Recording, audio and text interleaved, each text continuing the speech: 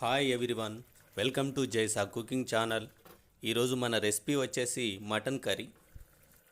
మామూలుగా మటన్ని కుక్కర్లో వండుతూ ఉంటారు కదా, కుక్కర్ లేకుండా కూడా మంచి టేస్టీగా మంచి గ్రేవీతో వచ్చేటట్టు ఏ విధంగా వండాలో ఈ వీడియోలో చూద్దాం.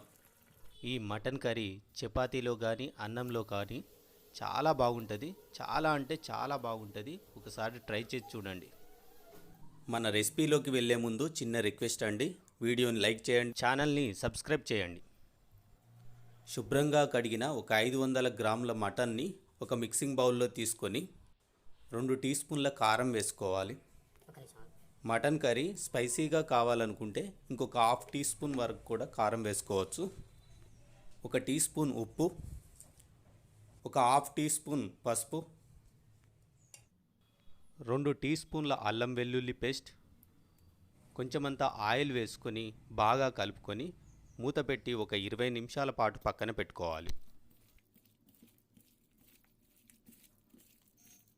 ఈ విధంగా 20 నిమిషాల పాటు పక్కన పెట్టుకోవడం వల్ల ఉప్పు, కారం, అల్లం పేస్ట్ అనేది ముక్కలకి బాగా పడుతుంది.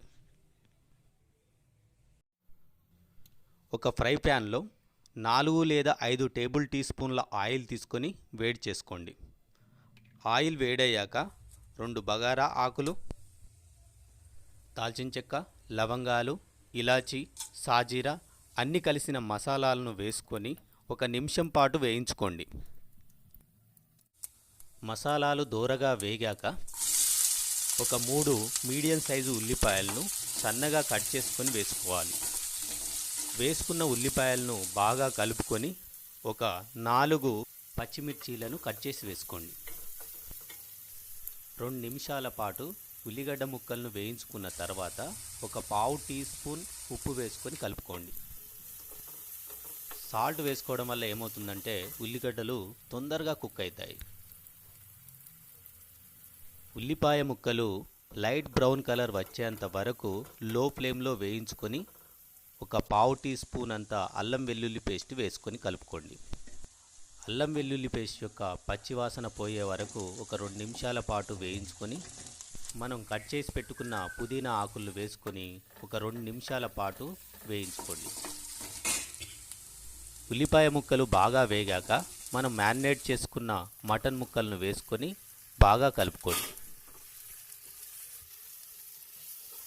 బాగా కలుపుకున్న మటన్ ముక్కలను మూత ఉంచి ఒక 5 నిమిషాల పాటు మీడియం ఫ్లేమ్లో ఉడికించుకోవాలి. మనం ముందే మటన్ ముక్కల్లో ఉప్పు కారం వేసుకున్నాం కాబట్టి మళ్ళొకసారి వేసుకొని అవసరం లేదు. 5 నిమిషాల పాటు ఉడికించిన మటన్లో ఒక 2 గ్లాసుల వాటర్ పోసుకొని ఒక 10 నిమిషాల పాటు మూత ఉంచి మీడియం ఫ్లేమ్లో ఉడికించుకోవాలి. 10 నిమిషాలు మటన్ని ఉడికించిన తర్వాత ముక్కను పట్టుకొని చూడండి. ఒకవేళ ఉడికినట్లయితే ముక్క మెత్తగా అవుతుంది.